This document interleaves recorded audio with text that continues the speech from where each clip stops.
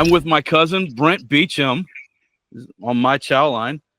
Man, thanks for coming and hanging out with us today. It's the day after the snowstorm hit us. Your snowstorm, not mine.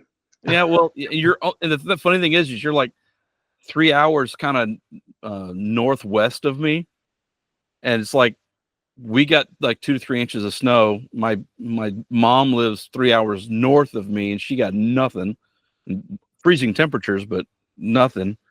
And then like down on the coast where it's supposed to be warmer, right. They got like 3 or 4 inches of snow. It's crazy. Yeah, weather's funny like that, isn't it? It is. It is. Well, cheers. Thanks for coming on and talking with me. I haven't seen you since, what was it, your mom's birthday party? Yeah, or did we went to Barrington? Yeah, Barrington right after. Yeah. Right. Yeah. In fact, I'm working on my guy's editing a video for that because I cooked the brisket. Right. I recorded some of that brisket. I don't know how well it turned out. He's going to edit it around and see if he can make it work. But I want to dedicate that video to Uncle Mike. Yeah, that'd be really cool. I've been waiting for that video to come out. I kept thinking, well, maybe I missed one. Well, no. So what happens is a lot of times if one of my video editor is really backed up with a lot of stuff. He's in a band, and then he also does video editing for other stuff, and he's been on the touring. So I'm kind of at his mercy a little bit, but also I also have to tell him what I'm looking for. And I upload all my stuff to we have a shared Google Drive that we use to get between. Then I upload it, and I have to tell him which one I want him to work on.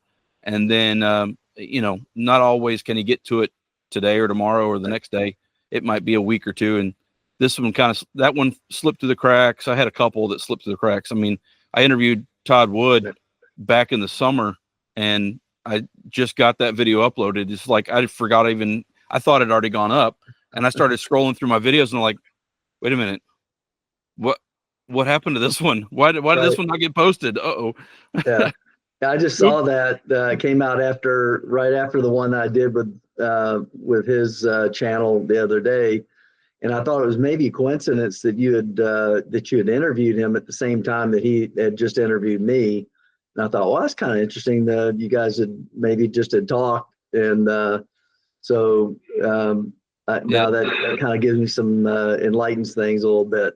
If you notice in that video, I was in a t-shirt, and I've only been in a t-shirt like a month ago. Maybe it warmed up in Augusta or something. Who knows? Well, I mean, it does do that around here. I mean, it'll be snow on the ground, and then tomorrow it'll be 80. Right. Exactly. So, but yeah, you work with Todd, and you collaborate and work at what does CDM stand for again? Creative Destruction Media. Creative Destruction Media, which Armed Forces Press is a subsidiary of CDM. Yeah. He started Creative Destruction Media to kind of just overlay over some other things. So way back when he saw an opportunity. He started the very first online paper he did was one called Tsarism, and he was filling a gap in Eastern Europe. And actually, it all kind of started with Ukraine. He was spending a lot of time in Russia and Ukraine, and nobody was covering that. And that was like 10 years ago when the war, basically it was a civil war back then. Was going on between Russian separatists in eastern Ukraine that were backed obviously by Russia, and so he was kind of filling in some gaps that nobody was covering. In fact, he uncovered the whole Biden scandal, and nobody listened to him. It's just a bunch of rumors, and nobody listened. If you look back at Tsarism way back at that point, he was saying, well, yeah, there was some stuff going on. And now everybody goes, oh yeah, we've uncovered all these scandals that went on with Biden and Hunter Biden particularly, and now of course if you just listened to him, and he came to me and said, hey, there's obviously bias reporting on Israel. Would you want to do something on the kind of an Israeli channel? And I thought, okay, we're going to play off this. It was called Tsarism. I said, how about Zionism?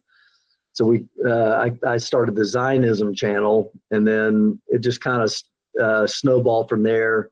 He's got all these little smaller papers, and he's got one, for Georgia. He's got one for Miami, for the South Florida market. He's got one for Manhattan. He's got one in Colorado, and all those things kind of had to like roll up into one big overall channel to make it make sense. And creative construction media was the thing, and then of course that's a mouthful to say. So CD Media, and then just CDM is kind of the overall brand. Yep. All right. Well, so I shared a little bit of your story originally on the channel way back when. In fact, if anybody wants to check that video out where I share a story that Brent sent me from his time in the Air Force Academy, you can go back and see that video. It's probably listed in with one of the cooks. I should have his name, Brent Beecham, listed in it, and I'll link it in the video. But kind of give us a synopsis of your career in the military, where you went, and or leading up to the military, and then after the military.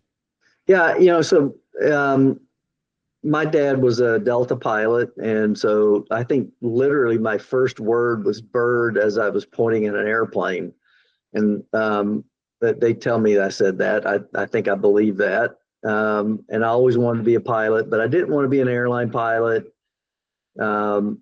In fact, I have the magazine actually behind me in a drawer. My mom kept it from, I think it was 1972, the first flight of the F-15, Aviation Week in Space Technology. I sat there as a 8-year-old and said, I'm going to fly that airplane.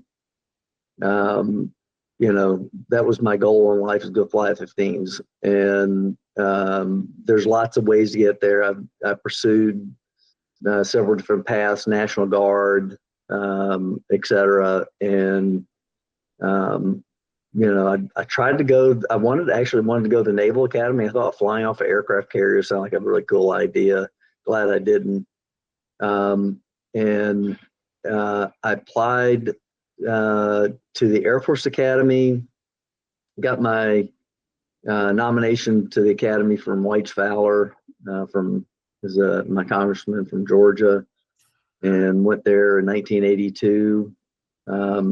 Side note to that was in 1980 or 79 when Jimmy Carter was president, and we had that failed attempt to rescue. I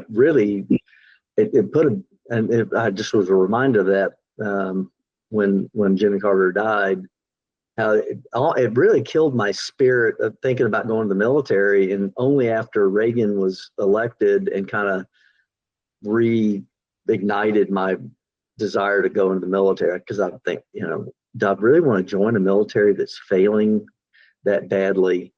And Reagan reignited my desire to go in the military. Again, I went in 1982. I was in the class of 86. I went 4 years to the Air Force Academy. Went to pilot training in 1986. Actually, I met my wife in the summer of 85. I went with the Air Force Academy. We went to the Israeli Air Force for a 3-week joint meeting with them. I met my wife the first night I was there. We got married a year later, and we were stationed at Columbus Air Force Base. So my wife, her first place in the U.S. she had ever been to was Columbus, Mississippi, which was a rude awakening. Just like, welcome to the South.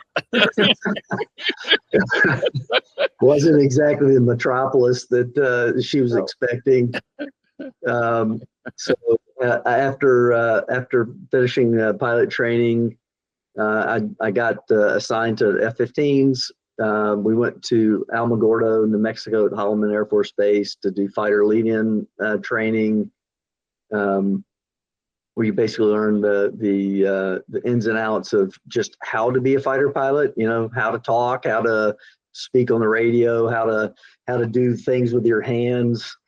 just the basic terminology, that kind of thing. And then we went to Arizona to do the replacement training unit to fly the F-15. That's a 6-month course, and then we were assigned to Langley Air Force Base in Virginia, where I was there for 4 years.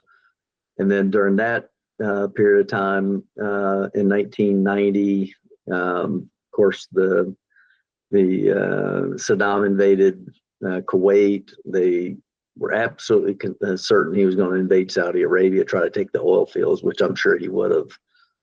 We deployed on the 7th of August of 1990, and we were there until the 7th of March of 1991.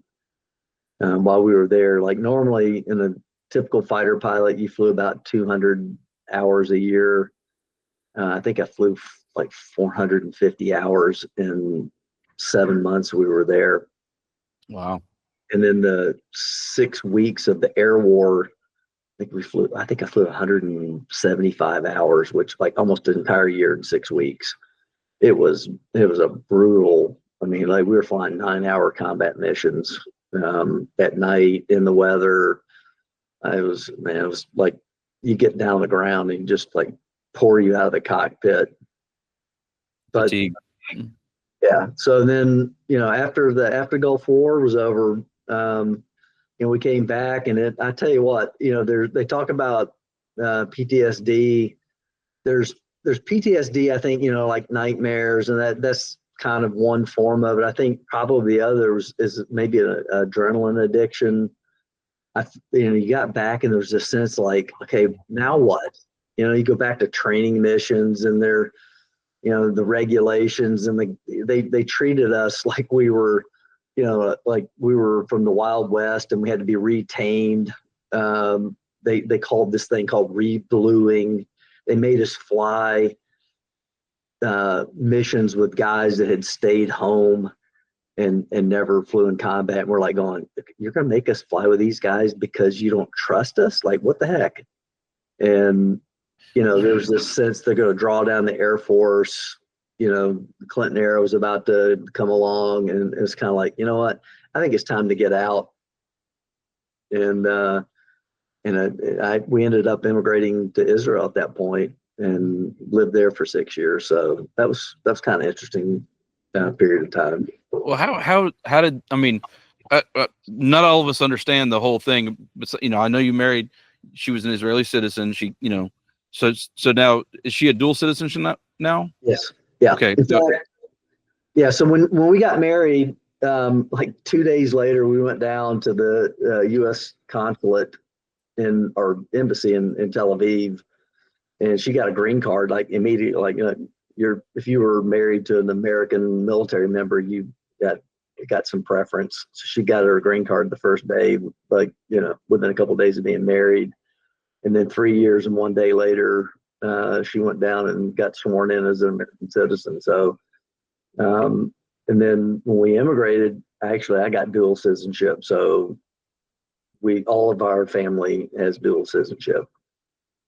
Awesome.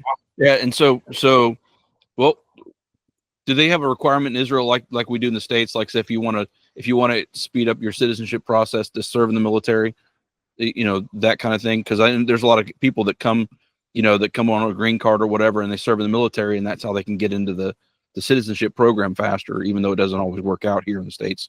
Right. Well, it should, but it's automatic citizenship. If you're Jewish or you're married to an Israeli, it's basically automatic citizenship. Okay. Yeah. And it's not faster, right? There's some applications of, but it's within 6 months you can get citizenship there. Okay.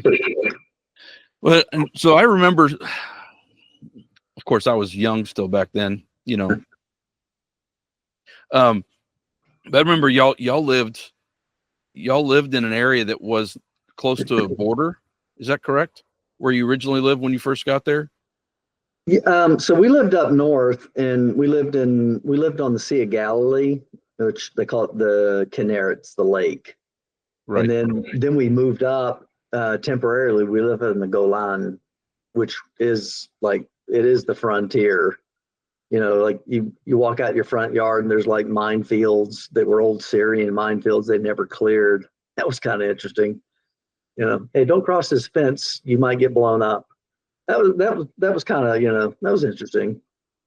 And then I was drafted into the Israeli military in my first base. I was active duty for a year. The base that I was assigned to, if you remember back in this latest conflict, remember they fired some missiles at this one base in southern Israel, and then they had some actually hit the base. We were assigned, that was the base we were assigned to. So it's a base called Nevatim, and it was built by the U.S. To replace bases that Israel had in the Sinai. And when they withdrew for the peace treaty with Egypt, the U.S. compensated them by building a base. They built 3 different bases. One of them was Nevatim. And Nevatim actually is a base that the U.S. deploys. It was a forward deployment base for U.S. forces in the Middle East. So they put all kinds of weapons there. If you went there, you know, over the 20 years that we were deployed in Afghanistan, you would find U.S. military, mostly transports, there every day. So it's a massive, massive base, and you know, we had all kinds of weapons there that they were using to you know, forward base so they could deploy it to either to Iraq or Afghanistan or to whatever war we were going to go fight next. All right. And when you were in the Israeli Air Force, did you provide support in any conflicts or anything that were going on during the time? No, it was that whole time that I was there, literally nothing happened. It was probably one of the quietest periods of time in the, you know, in the last 25 or 30 years. That's kind of a blessing, right? Yeah, yeah. You know, and I think, you know, after the Gulf War, you got to remember, you know, like basically Saddam had been defanged. Hamas, you know, didn't really exist. Southern Lebanon was occupied basically by the Israeli forces, and Hezbollah really didn't exist at that point. Israel had the Southern Lebanon army, and Israeli forces kind of like patrolled all of southern Lebanon. So I mean, really, it was a super quiet period of time. Well, I know Reagan had put Iran basically back on their heels and kept them at bay for a while too. That was late 80s, but yeah, that whole period of time, you know, again, you kind of go peace through strength, and by the time the Gulf War was over with, everybody understood that the United States was the power to reckon with. This, you know, the Soviet Union disintegrated. We were the sole superpower in the world, and nobody was going to mess with us. And, you know, you look at what's happened in the last 4 years, particularly, that, you know, the weakness that we've broadcast around the world has led to nothing but destabilization across the world, and whether it be the Ukraine or all across the Middle East, it's been absolute craziness, and it's all due. I mean, you don't have to go fight conflicts to stop conflict. I mean, sometimes you have to, but I mean, the fact that we just look weak, and we gave oil back to the Iranians, which they in turn, you know, supported Hamas and Hezbollah. We gave them money too. Yeah, we gave them money as well. But it started that whole cycle that ended up in this thing, and then the Houthis, which nobody knew about these people for the most part. Man, they fought a war with the Saudis, you know, proxy war between Iran and Saudis. That really nobody really knew about what was going on there, unless you were like, you know, in tune to what was going on in the Middle East. Now all of a sudden, those guys are in the middle of all this crap, and they're shooting ballistic missiles. Well, they did it right after that Biden declassified them from being a terrorist organization. Yeah, go figure. Yeah. So I'm just waiting for Operation Praying Mantis 2.0. That's what I'm waiting for. 2.0, bigger, better, You know. Yeah. Well, the fact, day one already. Well, the fact that Hezbollah was taken out in a dramatic fashion with beepers and and the fact that Iran fired 500 ballistic missiles and cruise missiles and drones and virtually did no damage. Then Israel responded with flying over their country for 4 hours, completely unopposed. If anyone thinks that Iran is obviously they can still strike, and they have some military capability, but I think Iran's probably not feeling too good right now. And Hezbollah died, and Syria, which was backed by Russia, which is completely tied up with the Ukraine deal. Iran's not going to back. They weren't in a position to back Assad, and Hezbollah that backed Assad in the previous war was no longer capable of doing so. Assad fell in a couple of weeks, and he's gone. So the whole picture of the Middle East completely changed as a result of what happened, and it was all precipitated intentionally by Iran, and now it's backfired on them.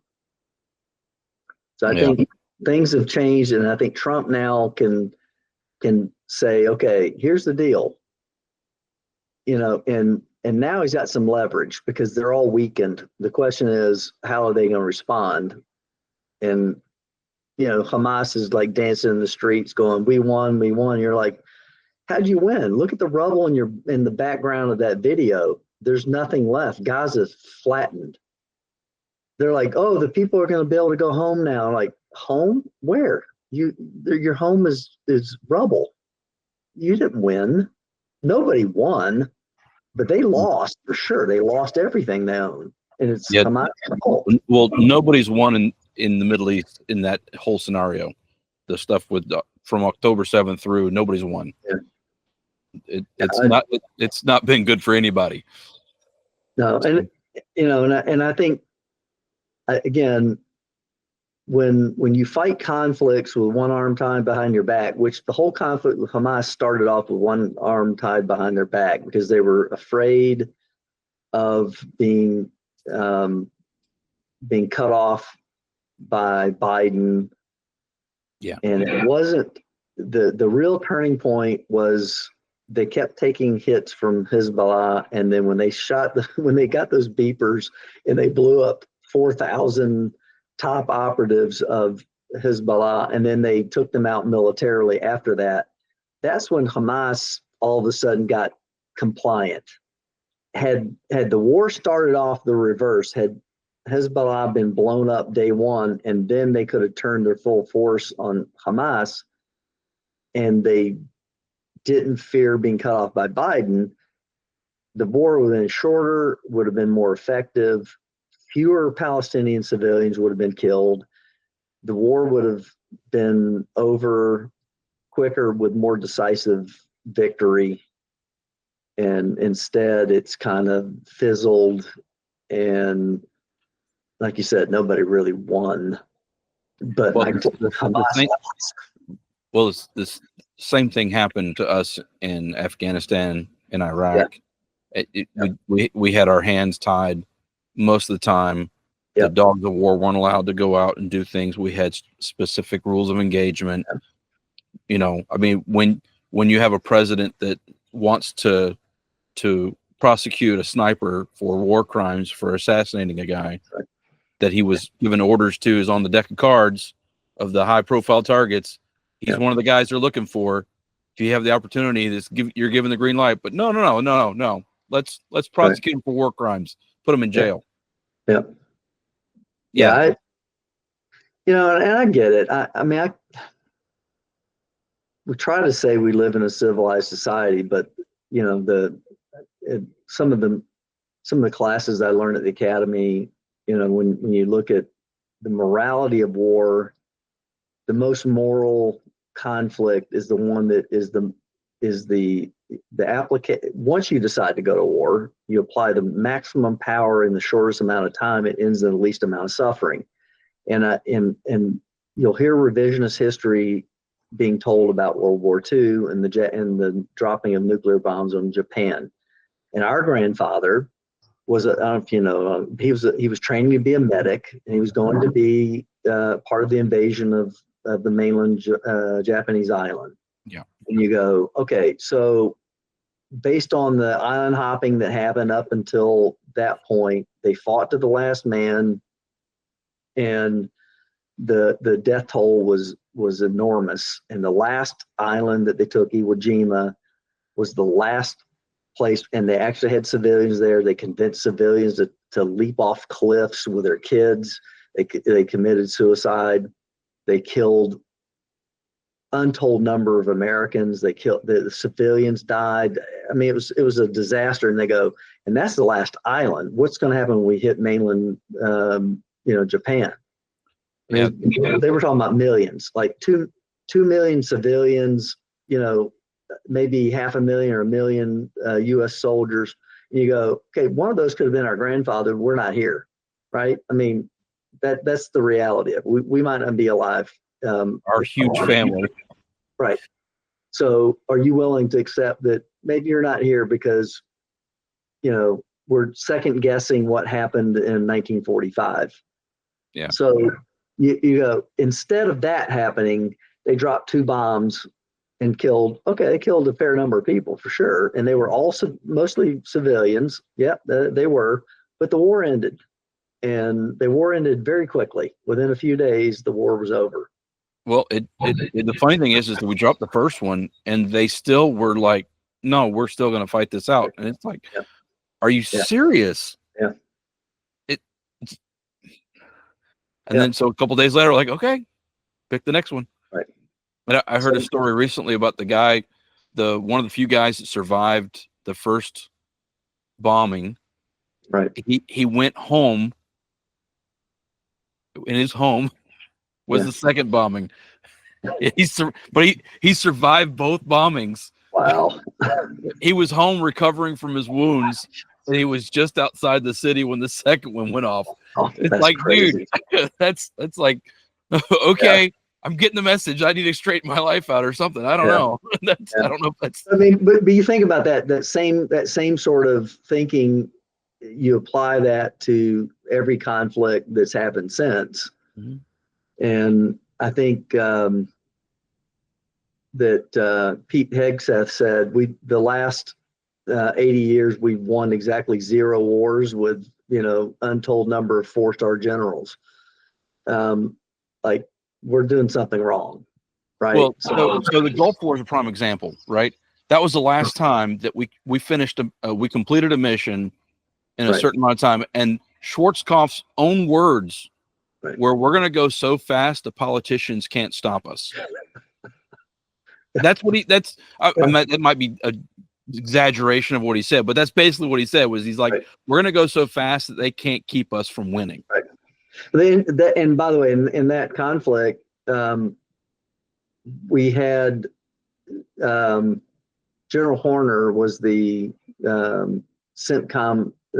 He was the Air Cent commander, so he was the Air Force's commander for CENTCOM, and he went to all the fighter squadrons, gathered all the fighter pilots up. This was within a week or 10 days of the conflict going to start, and he said, "Boys, he goes, I was a lieutenant in Vietnam. I had no idea what the mission was. I had no idea what our objective was. I had no idea what our strategy was. And I don't want that to happen to you. I want you to understand. Here's what the plan is."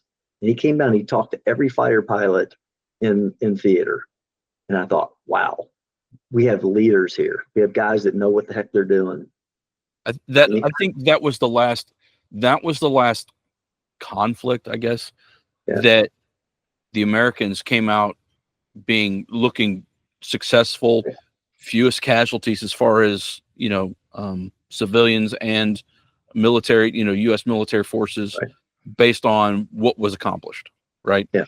I mean, because you look at the Afghanistan, and there were peaks and valleys there for sure, where we were on mission and getting stuff done based on reports and numbers and all that kind of stuff of what we were effective. But then there were times where politicians got involved and we weren't effective anymore. Yeah. I mean, if you look at the number of people that got awards, they got awards because politicians in general were stupid. Yeah. Well, we spent too much time trying to make democracies in places that had no business being democracies. Yeah. But then again, you look back at pictures from the 50s from Afghanistan, Iraq, Syria, they look like modern, Iran. They look like modern countries back then, and you look at them now, my God. What was it like? It was like in the late 70s, there were pictures, they were like in Iran, it was like looked like LA. Yeah. Yeah. I had guys at the academy that were my instructors, history instructor, that, they were stationed there and just, loved the place. Thought it was a great place to be. Yeah. Well, speaking about, you were talking about Jimmy Carter earlier and the failed rescue of hostages and stuff. So this back in March, we're getting ready for the lead up of 80th anniversary of D-Day in Normandy, and the surviving veterans of that mission were at the camp with us, and I fed them all and all that stuff the week I was there. It was basically Special Forces Week. I mean, it was like the who's who of Special Forces there. I mean, everybody. Right. And but they gave us a unclassified version of the briefing of the mission that we couldn't take pictures, I can't repeat anything they talked about, but they were pissed. Yeah. Because 2 days before they were supposed to go in, things were compromised already. Yeah. They knew it wasn't going to work out good. So when I was at the academy, I was in the 7th Squadron. The squadron next to us, the 8th Squadron, I think his name was Major Schwall, was one of the C-130 pilots in that. And, he was not a happy camper, I can tell you that. And again, he told some stuff about it and not a whole lot. But then my wife, Hagit, was in the 27th Wing in Israel, and that's the one where I met her. And she was in a C-130 wing, and her commander was the commander of the Entebbe raid, which happened, I think, 2 years before that or 3 years prior to that. And I met him at the academy, and he came and spoke and told the story of that rescue. And you go, within a 2 or 3 year period, we had 2 attempted rescues. One went off like clockwork, except for the time Netanyahu, who was killed, Netanyahu. And then the other one that went off, that was a total, complete, utter disaster. And some of the second one was a disaster because of politicians. Yeah, some of it was bad luck. I mean, sometimes things like the helicopter hitting the C-130 that was refueling, and that's bad. Yeah, that did throw everything, but they were already having to make because three to 4 days before the event happened, they already had the intel already got leaked that they were coming. But also part of the problem was that, again, politicians, they wanted to get all the branches involved in the deal. So they didn't put helicopters that would have been optimized for that environment. They used other helicopters that weren't. Well, the crews, not all the crews were rated with NVGs because that was a new thing. Yeah. So I mean, we got to have some of these guys so they can say they were there, and it was a cluster. Wasn't the 160th born out of the 160th SOAR? Wasn't that born out of the whole debacle of that happening? Because I'm sure special operations guys we're not going with regular guys anymore. We want our own guys. Yeah, and we'll pull them from other branches, but it's only going to be our guys. We're going to train them. Yeah. We'll provide our own. Right. Because I think that's where the problem. Well, that's one of the many links in the chain that broke. Right. Yeah. Right. You're only strong as your weakest link. And when you have multiple links that get broken, right, you're not very strong at all. And that's the ultimate downfall of that whole mission was they already had compromising things going into the mission. Well, that's what I loved about being in in the F-15 was there were no weak links, and the weak links that might have been there were kind of weeded out through the training process. And, there was no mercy for anybody that didn't have sort of the mentality, the support groups that flew with us, the tanker guys were super professional at doing what they did. The AWACS people were, I remember the first day mission, it was a female controller, and there was absolutely no wavering in her voice. It was just this calming. There was MiG-29s over the base that we were going to go attack. Just kept saying, 2 MiG-29s, bullseye, 25. I remember exactly where they were at, but it's just like this really just super calming voice about where they were at. And all the support all around it was really just completely, totally professional. I remember the first night, I saw a Facebook post that came up today about one of the guys in my squadron, a guy named Steve Tater shot a guy down the first night of the war. And, they were talking about him. And I remembered I was on the first night, I was in charge of helping get everybody launched. I was the kind of a maintenance liaison guy, as my secondary duty. And his first airplane broke. So I ran to the next airplane while he's getting all his stuff together, got all their switches, everything ready to go. He jumps in that airplane. That airplane breaks. I ran to the third jet. Got all those switches together. He pulls that. He gets out to the end of the runway. They're doing a quick run around his airplane, and one of the fuel tanks is leaking. And there's this crusty old master sergeant out there. And he's chewing his gum. He's like, takes it out, sticks it on the leak. He goes, "It'll pressurize there when it gets airborne. It'll be fine." Launches. I'm just like going, see, that's the difference. It's just like the experience, they just like, we'll get it done. Yeah. You're making my mechanics. You were making my mechanics sound bad with all the broken airplanes, man. Well, it just was. It's a complicated airplane. Let's just put it that way. But there's lots of things that break on that. Yeah. Yeah, but it was that was the most professional organization, and just like every single. I never ran into anybody that was incompetent. And ever since then, I've never had that kind of experience where from A to Z, every part of the organization was like on point. Yeah. And I don't know if it's like that now. I suspect it probably is. There may be some stuff slipping here and there, but it's definitely not the same as when we were in, or when you were in, and definitely not the same as when I was in. I mean, I was what? How many years behind? I was 10, 15 years behind you. Yeah. In the military. But the Air Force, the Reagan Air Force, the 80s, 80s, early 90s, man, what a time to be in the Air Force and to be in the military in general. It was just. My stepdad might disagree with you. The 50s were like the up and coming of the Air Force, he would say, because he enjoyed his, because it was like they were transitioning out of wartime to peacetime, and the transition of the aircraft to the newer technology. And he spent most of his time in Germany during the Reconstruction.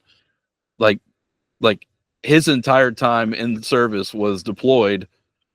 He was technically a reservist, right? But he was an active reservist that he spent 2 years in Germany during the Reconstruction, transporting stuff around. Yeah, the interesting thing was the the jets of old, they might have flown 6 Gs, which wasn't a big deal, but the F-15 and F-16, you regularly were doing 9 Gs, so you had to be in shape. Like Oh yeah. we put gyms in our, we lifted weights in our squadron, and and like the old school guys, you used to have the, like on the fuel trucks, there's no smoking within 50 feet. Um, it for them it was no drinking within 50 feet, right? So you go to these exercises. Can't drink within an hour of flight time, right? Like we go out to Red Flag, to Nevada, to go to Nellis to go do these exercises, and of course you're in Vegas, man, and they're out gambling all night long. They come rolling in, and and you didn't want to ask, they're just like, They just stick the oxygen on in the cockpit and just start sucking it down before they get it. They're looking awfully ragged. They were looking awfully ragged, but those are the guys that were like majors and lieutenant colonels. But the guys that were like lieutenants and young captains, hey, we're like, we're weightlifting, and we're in shape, and we're like, like serious about our game. And not to say those guys weren't serious about their game, but they partied hard. And that was the post-Vietnam. It was the Vietnam era of the guys, drinking hooch in the in the bar at the club in Vietnam, kind of thing, or in Thailand. Yeah. And it was a whole different era of how people were. But the 80s, when they came back after Vietnam, and they started this whole Red Flag, and they started the weapons school and all those things, the Air Force got really, really serious about stuff. And that came to fruition. Desert Storm was as close to perfect an operation as you could have pulled off. So I mean, you think back, Top Gun was one of the big movies of the time during the 80s, but Top Gun came out of Vietnam, the whole trying to improve the KD ratio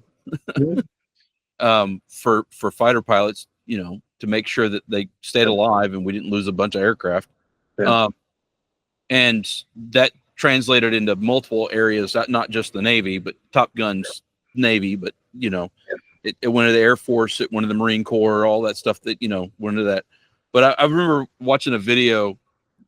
They're on YouTube, TikTok, Instagram, whatever. But they have the World War II pilot. They took him up in like an F-18 and started doing like stuff. They show like regular civilians in an F-18, and like they're all passing out and stuff, and the World War II guys in the back like, "Yep, are we gonna do any G's yet?" He was flying a P-51 or a P-47, and he's like, "Are we gonna do anything yet?" Yeah, I had a similar story in the Israeli Air Force. This young guy, it was an F-15 pilot, and he was going to take me up for an orientation ride, and he sticks me in the back seat, and we're flying over the range like at 50 feet, and he sets the radio altimeter on 50 feet. So if you hit below 50 feet, it starts screaming at you that you're too low. So he was crossing over ridges at about 25 feet, and so you'd hear the radio altimeter screaming that we're too low, right? And I'm just sitting in the back, just looking around. He's waiting for me to like going, "What the hell are you doing? You were too low," and I'm like going, "Dude, what are you talking about, man? Like 6 months ago, people were shooting stuff at me. Like, really? Are you kidding me?" That's all you got. What do you do for a good time? Apparently, we're going to be like, seeing how many goats we can scare to death. Yeah. He afterwards, he's like going, "I was trying to get a good reaction." I'm like going, "Yeah, you got to do better than that." It'd be better if you had a camera back there and he could look in the mirror and you're back there making a sandwich or something, just like mixing up a cocktail. We're going to do something fun. Nowadays, I might have a little bit different reaction. At 60, it's a little bit like, can we like pop it up a little bit. I have a little bit more self-preservation these days. At Well, 20, whatever, I probably didn't care. yeah. Well, there's something to that. There's two schools of thought on that. Is it's like the young guys don't know danger yet. Yeah. But the old guys, there's another school of thought that like the old guys are like, if I'm gonna go, let's have fun doing it. You know, Yeah. let's like why they always send young kids to war. It's like Yeah. I don't know, but if I were gonna hunt a terrorist, maybe send the guys that are like 65 and like that like are at the point where like, you know what?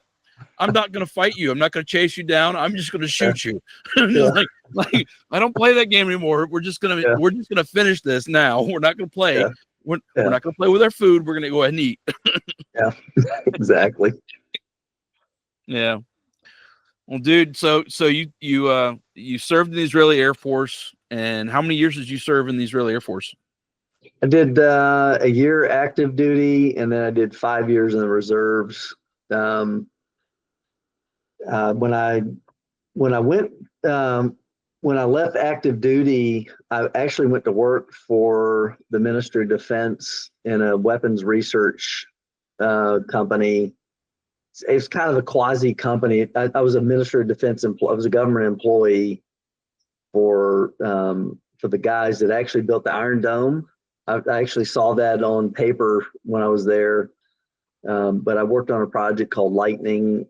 Actually, we sold it to the U.S. We sold it to all kinds of European countries. We sold it to the Indian Air Force. I mean, like I went around the world selling that to different countries, including the U.S. And so when I was in the reserves, I was doing liaison work with U.S. forces that would come to Israel for like training, and they would use the airspace. Like, in Europe, it's pretty horrible weather in the wintertime, so they would come down to the desert and come fly at that same base, Nevatim. They'd come down there and deploy, and I would go down there and do all the coordination stuff with the Israeli Air Force with them. It was kind of fun. It was good reserve duty. Get out of the house, get out of work, get paid, and go hang out with some fighter pilots. Can't beat that. Well, that's one of the things that most people in the military miss the most is the hanging out with other military guys, because it doesn't matter. You walk in a room, you don't know anybody in the room, but if you know you're all in the military, most everybody's like, "What's up, dude? Hey," it was one of the things that it was always crazy about when you like. I was a reservist, and I volunteered for deployment, which happened to fall. I was deployed on this voluntary deployment during 9/11. So I volunteered for this deployment, but I show up and all these active duty guys, and and there's other reservists and there's National Guards guys that volunteered for the deployments and all that kind of stuff, because you get guys that do that all the time too. Right. They have jobs that come up, say, "Hey, we have slots available." So I met some guys on the airplane. I met a captain, a transportation captain, and he was like, I was E4, he's a captain, both Army, but he's like, he was a reservist. He was just a dude. He just happened to be a captain. That was all. Right. He had a college education above me, but he was just in the same boat I was. Like, we're just trying to make it where we're supposed to go. Right. Figure out our paperwork, and it wasn't right because military. You can't figure that stuff out. Yeah. But it was just like, you show up and you're like, "Hey, how's it going? All right. Hey, let's play cards. Or let's, hey, where are you from? All right, cool. Let's hang out. Hey, you want a beer? All right, come on, join us." It a lot of times rank didn't matter. Right. When it came to just when you're meeting a group of guys, it matters in ceremonial, and it matters when it comes to the real things. But when you're just in a room, you walk in a room and you're like, "Hey, we're all here. You have the paperwork that says we're all here." Okay, well, while we wait, because that's what the military makes us do, we sit around and wait. Hey, what's going on with you? How you been? Where are you from? Oh, cool. How long you been in? Where'd you do basic? Where'd you do your OCS? Whatever. And there was you don't find that in the civilian world. Mhm. People won't talk to you. No. They're like, it's like New York City. They just walk right on by. They're like, I don't want to talk to them. They might be strange. Right. Military were like, if we don't talk to you, I mean, I know that whether he's got captain's bars, or he's got a colonel bar, or he's got its 3 stripes, or he's got no stripes, that dude's with me, Right. and we all have the same common goal is to Right. stay alive. Yeah. Exactly. No matter what the mission is stay alive, keep each other safe. That's it. Yep. I got to hang out with a bunch of interesting people like Navy SEALs and, F-16 pilots and whatever. The guys would come there, and it was my one, couple months a year I got to go hang out with guys that otherwise I wouldn't have been able to hang out with. But even at my work, it was interesting because I got to hang out with some really super smart people that developed some of the most brilliant weapon systems anywhere in the world. It's got to make it smarter.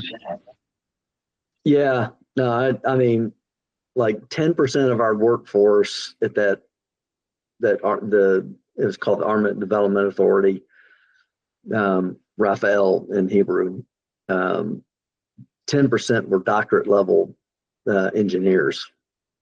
10%, and probably another 30% were master's level engineers. So it's a pretty smart group of guys. It was a really that cool. explains a lot about you, how you got so smart.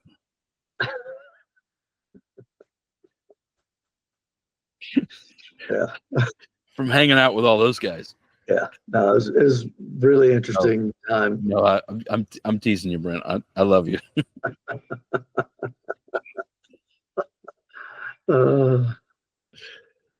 Anyway. I was just E4 Mafia all the way. I was the guy you called when you didn't want you wanted something to disappear, or you wanted something to appear, but you don't want to know how it got there. Yeah. The E4 Mafia is who you called. Yeah, exactly. What do they call it? It's not stealing. It's strategically transferring equipment to an alternate location. Love it. Love it. We never do that in the military. Never. No. Never.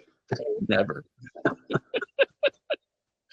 Well, dude, it was good talking with you. Yeah. I appreciate it. I'd love to do this more often, and we can talk about current events. We could talk about things going on in Israel. We could talk about things going on in the government. I would love to continue. I've been considering making a podcast, calling it Chewing the Fat. Hey, I'm game. Yeah, and I'm never short of opinions. Just ask my kids. They you're too opinionated, and I'm like, well, my wife asked me a question earlier. She's like, "Why do they do it this way?" And I was like, "Do you really want me to answer that? Because I'm gonna go into professor mode, and I'm gonna explain everything." And she's like, "Can we get the Cliff Notes version?" Yeah. She's like, "I just kind of want to know, but I don't really want to know." Yeah. Exactly. I want to know enough. Yeah. That's the dad mentality. We're like, we're gonna go into this long-winded explanation. Yes. And the part they're looking for was like maybe 4 minutes in, and then 30 minutes later, they're like, "Please shut up."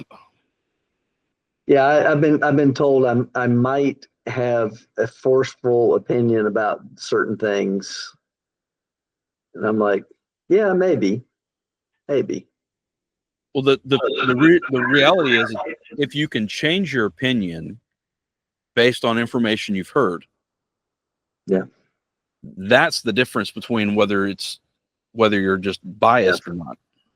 Yeah, I will tell you, and just quick, our Uncle Chris over time has helped shape my opinion, because I will say things like we've talked about, and then he asks me a question, and I have to go, let me rethink that.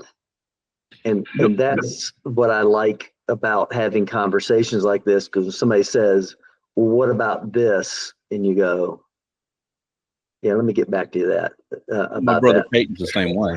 Yeah.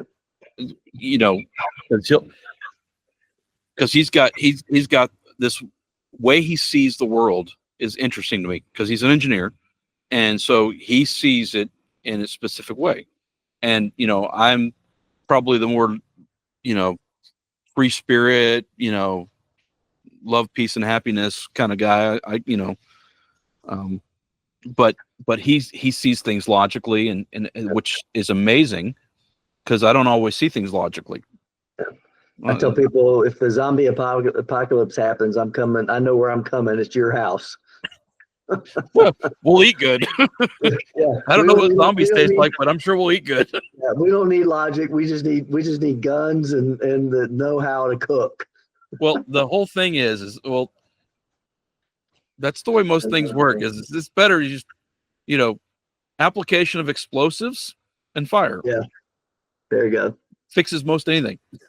Yeah.